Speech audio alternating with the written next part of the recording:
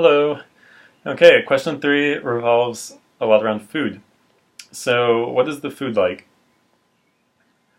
While there is a variety of food in Costa Rica, you can go to a Chinese or Indian food restaurant or a pizzeria. Traditional Costa Rican food is going to look basically like a plate with white rice and black beans and a meat, which can be beef, grilled chicken, pork cutlet, or grilled or breaded fish, and a small little side salad, and then something called a picadillo. Um, Picado means chopped, and then picadillo means little chopped thing. So picadillo is a side of chopped up vegetables, essentially. It's sort of like saying casserole, though. Saying picadillo is not saying any one specific thing. Like saying casserole is not saying any one specific dish. It's just like a type of thing. So you can have picadillo de papas, or picadillo de plátanos, or picadillo de tomate with other stuff. So it's just like a lot of times it kind of looks like steamed vegetables mixed together. And interestingly enough, this whole plate, this combination here, when you go to a restaurant, is called a casado, and casado means married. So actually, I've asked a few people, and no one has told me definitively, but people tend to believe that this plate is called a casado because that's traditionally what a wife would make for her husband. So you have to be married to get the married plate, kind of. One important thing, however, that I left off of that plate, which is possibly my favorite thing of the Costa Rican diet, are called maduros for short here. Maduros is short for plátanos maduros, which means mature plantains, and I think everyone is going to be familiar with a plantain. It's sort of like a banana, but bigger, and even though it looks very, very similar to a banana, it's actually really dry and kind of gross, and you can't just eat it raw like a banana. But if you saute it in a pan, magic happens. And it like caramelizes and becomes really soft and really sweet. And I guess you could maybe compare it to the taste of like bananas and Bananas Foster. But, oh, it is so good. So the next question is, what's my favorite food? I would definitely put plátanos maduros on that list. There are lots of really good foods here, though. One other thing that I like, speaking of plátanos, are called patacones. And patacones are made by taking a plantain and you chop it up into little cylindrical chunks. And then you take that little round cone and you pat it down into a patty. So you have a little plantain patty. And then you pan fry that. And it becomes kind of crispy, like a thick potato chip in a way. But it still has like chewy meat, I guess you could say, in the middle, plantain meat, and those are really good with like refried beans on them. Yeah. My list of other foods that I like are all kind of boring because they're like vegetables, but I don't know if any of you have tried yuca before.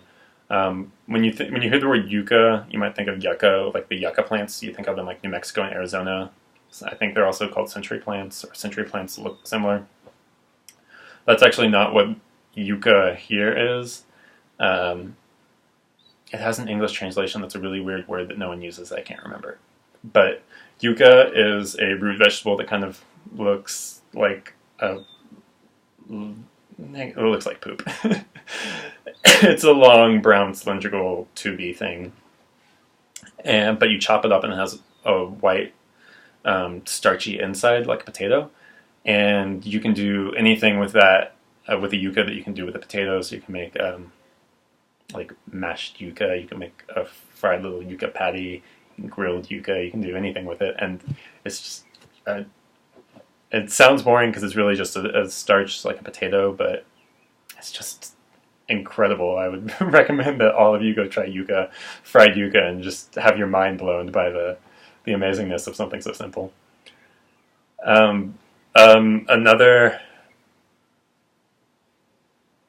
thing that I really like that I can also tie in with one of your other questions is called an olla de carne. So una olla is it means a bowl.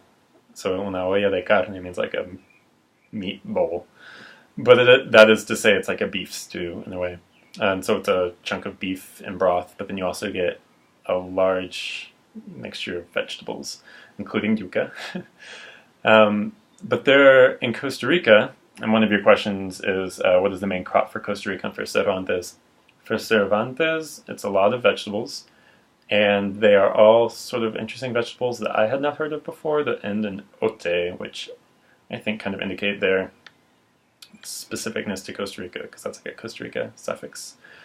One example of an ote vegetable would be ayote, A-Y-O-T-E. It's very similar to a pumpkin, but different and kind of more magically delicious. And that's one of the ingredients in this olla de carne that I like a lot. Another ote vegetable would be camote, C-A-M-O-T-E, which is really similar to a sweet potato, but again, there's something more magical and delicious about it. I guess they just have really good vegetables here. And that's another ingredient in the olla de carne. Also in the olla de carne you have potatoes and plantains. Plantains aren't actually sweet if you boil them, so they boil them and put them in there. Then we also have ayote, camote, chayote. Chayote, C-H-A-Y-O-T-E, is a crop that is almost exclusively grown in Costa Rica. It's a vegetable that's in the squash family, and it's actually what the Cartago province and like Cervantes specifically is really known for, and that's actually one of the main products that my host dad grows and harvests and sells. And it's really cool that we have like our own crop to call our own, that something is so specific to Cervantes, but unfortunately chayote is kind of bland and tasteless. But, it's a good emulsifier in this olla de carne soup. Some other ote examples include jocote, H-O-C-O-T-E, which is a fruit, probably. It's kind of tart, and I don't really like it, but if you want to Google it, have at it. And also achiote, A-C-H-I-O-T-E, which is really common in Costa Rica cuisine. It's a paste, and it's made from the seeds of the achiote plant. And it's kind of strange because the seeds are just red, and they mush them up and create this paste thing, and then you add that paste to rice, and it kind of gives it like a burnt orange tint, and that's the only purpose of it. It doesn't change the flavor or really do anything else. But that's another interesting specific food to Costa Rica. To finish with the olla de carne thing, they also have corn in there. That's really common. And another weird purple vegetable that I can't remember that I don't like. Otherwise, so you also asked what is the main crop for Costa Rica and what do we consider exotic. So we have all of those vegetables, and I kind of just went on and on about vegetables. But I am in Central America. Costa Rica is in Central America, and Central America is very tropical. And with the tropics comes exotic fruits. So of course we have a lot of bananas and pineapples. Those are two huge exports from Costa Rica, that and coffee. Those three things make up the three biggest exports of Costa Rica. But they also have a lot of really cool fruits here that I'd never heard of before I came here. And for a lot of them I don't actually know what they're called in English. One example would be a mamon, M-A-M-O-N. And it's kind of like a boring looking small green fruit. But it has there's one variety of it that is called a mamonchino, a Chinese mamon. So that's M-A-M-O-N-C-H-I-N-O. And it's so cool. It's like this, it looks like a sea urchin, the red ball with spikes coming out of it. But it doesn't hurt. They're like soft spikes. Then you open it up and it's this white, really, really white ball. And that's the fruit part, and it tastes super good, so you put the whole thing in your mouth, but it has a giant seed in it that you have to spit out. But that's one really weird fruit here. So then they also have something called guava, but the guava bean of Costa Rica is not what guava is in the United States, or in English rather. The guava bean of Costa Rica is actually called the ice cream bean in English, and if you want to Google that, it's kind of cool. And it looks just like a boring big bean pod that's maybe even up to like a foot long, and you kind of have to like twist it, crack it, chop it on your knee to get it open, and it just has like these individual white fuzzy pods, and that's the fruit, and you pop them in your mouth, and it has a big seed, and it's kind of fun because you get to like, it's really easy to shoot the seed out, and the fruit is really good. It's really sweet, and but like just the perfect amount of sweet, and it's just like such a fun activity to have to like crack open this big bean pod. Guayabana is also an exotic fruit here. I'm not a huge fan of it, but it's really funny looking. It's a big green alien looking pod. There's also a fruit called chivere, and it looks like a watermelon, but it's white on the inside. And I've never actually eaten just the fruit, but what they do here a lot is they'll like candy the inside,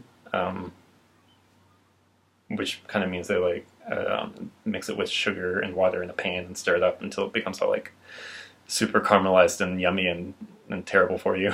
And they put that in empanadas, and so it's really common to eat empanadas de chivere, which are really sweet. Another fruit that they call a fruit here, but one could easily call it a vegetable, is called pejibaye. Pejibaye. B-A-Y-E. Pejibaye. And pejibaye is a small red orange, which is a round nut-looking thing. And it's really dry. You have to boil it and then cut it open and peel the skin off. And it's kind of like eating a really dry baked potato. And some people really hate it. And I don't know why I love it, but I guess because I'm apparently in love with vegetables, I love it. Pejibaye. Sometimes people also here eat the pod of the cashew. So if you're like me, you probably don't know how cashews are grown. I didn't know this until moving to Costa Rica. Very inefficient. There's a cashew plant grows from the cashew tree, and there's like this small brown pod that is the shell to the cashew nut. So the shell looks kind of like a large cashew, and then there's the red sort of bell pepper looking thing below it. And that has some like toxins in it. I don't think it's legal in the US to maybe sell that. But they sell it here and eat it in Costa Rica. I've never had it because Peace Corps has told us not to eat that, but something that other people eat. Oh, they also have a flower here that has a really small yellow bulb. I can't remember the name of that. And then they also eat the flower for that plant. But I've had it before and it doesn't taste like anything. And then there's also a fruit called nance, N-A-N-C-E, nance. I thought it was gross. Really, really tart, really gross. I don't know if you've ever heard of tamarindo. It's common in Mexico too. It's a drink usually, but it's a bean that I don't know how it eventually turns into a drink form, but tamarindo is usually a drink, and it comes from a bean, but that's something we don't really have in the US. Mangoes are super common here. Ooh, oranges and lemons and limes are really confusing though. Oranges here are green on the outside and orange on the inside. What?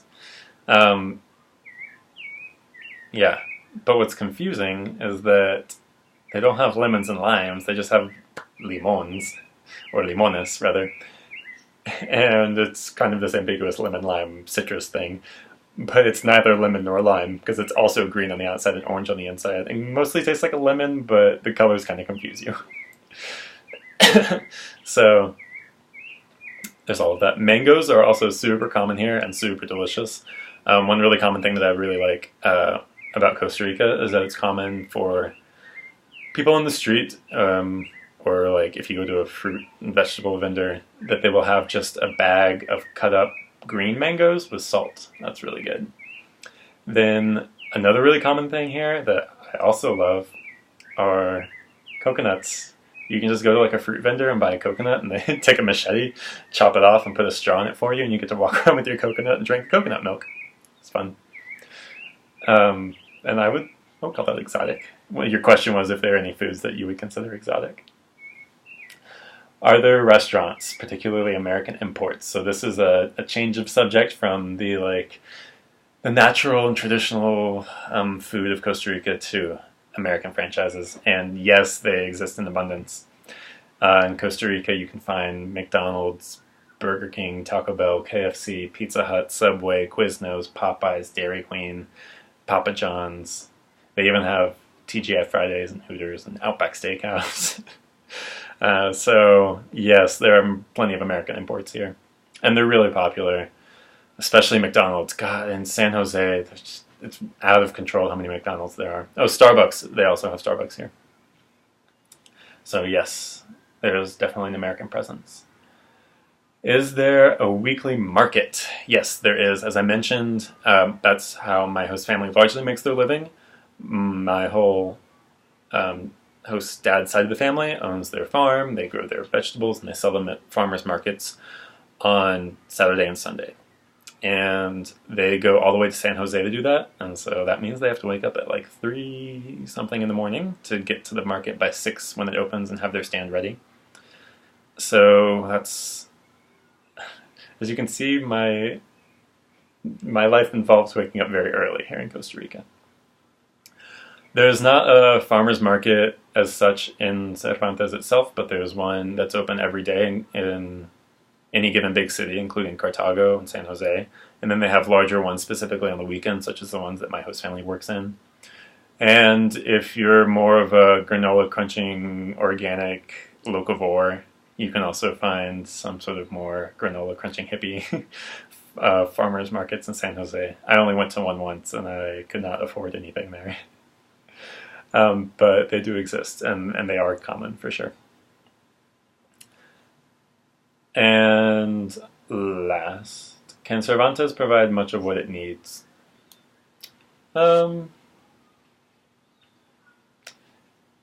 Yeah, but as we don't have a market, it's not that people necessarily buy all the vegetables and produce that's grown in Cervantes. We have 2 supers. If you would allow me to go on a slight tangent here. Because of some of the construction of a train that they built on the Caribbean coast in the 50s, I think, for which they advertised a lot of the need for immigrant labor. A lot of Chinese people came to Costa Rica starting as far back as the 1950s. And it's just kind of kept growing and growing and growing. So actually there's a sizable Costa Rican Chinese population in Costa Rica. So there are 2 supers in my town, which are both called the Chinos, which is to say it's the supermarket owned by the Chinese family. And, you can go, one of them's kind of newer and one of them's kind of older. So you can go to the new Chino or the old Chino, and everyone knows what you're talking about. And admittedly, that does sound kind of flippantly racist if you say oh, tengo que ir al chino para comprarme unas no sé qué. I need to go to the chino to go buy something. But that's the lexicon of Costa Rica right there. So what I was really tempted to say right there, instead of saying that there are 2 supermarkets in Cervantes, is that there are 2 chinos. But those get a lot of traffic. A lot of people from my site just go there to buy their groceries and other sort of household goods that they need. We also have another national Costa Rican grocery store chain called Mega Super in town. And so all of those stores, get their goods from trucks that come from whatever corner of the country. So, it's a normal little capitalist system, and we get goods from all over. And I can even go to the Mega Super and go buy Hershey's chocolate if I want, that I guess came all the way from Pennsylvania. So there's that. At the same time, though, we do have a local fruit and vegetable vendor in town and a local carniceria, so a butcher. And we have a couple bakers and the local milk and egg guy. So there's all of that. In the case of my host family, though, they do eat a decent amount of stuff that they themselves produce, which I think is pretty cool. Okay, all these videos are ending up to be about 20 minutes. I really hope that I'm not wasting too much of your time, but I hope you enjoyed that answer, and thank you for actually listening to me. All right, we'll see each other for question number 4.